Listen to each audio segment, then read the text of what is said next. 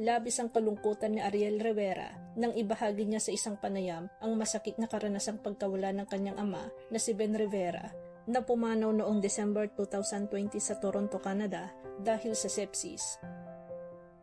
Ayon kay Ariel, naging napakahirap para sa kanilang pamilya ang panahon na yun, lalo't hindi sila agad nakauwi dahil sa pandemya.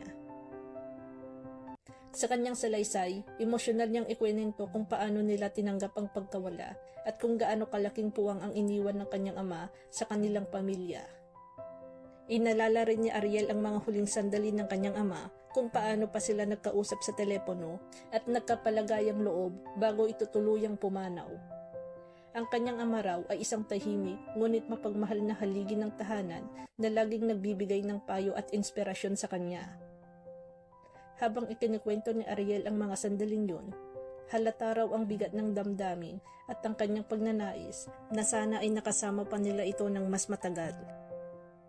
Ibinahagi rin ni Ariel na ang pagkawala ng kanyang ama ay nagbigay sa kanya ng mas palalim na pagninilay sa buhay at pamilya. Anya, mas pinahahalagahan niya ngayon ang bawat oras na kasama ang kanyang mahal sa buhay sapagkat hindi raw natin alam kung kailan darating ang mga ganitong pangyayari.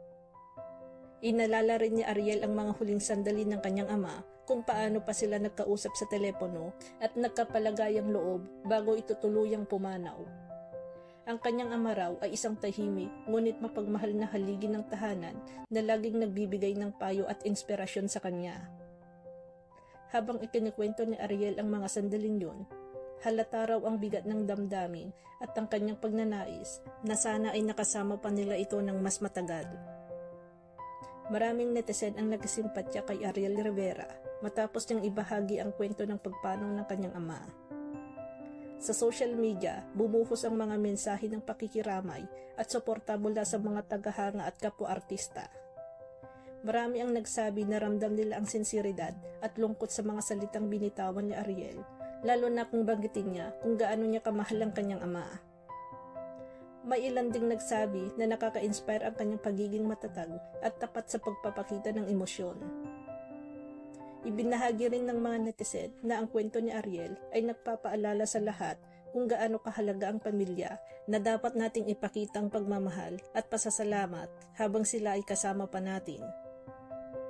Ayon kay Ariel, naging napakahirap para sa kanilang pamilya ang panahon na yun, lalo't hindi sila agad nakauwi dahil sa pandemya. Dahil dito, naging emosyonal ang marami at umani ng papuri si Ariel sa pagiging totoo at mapagmahal na anak.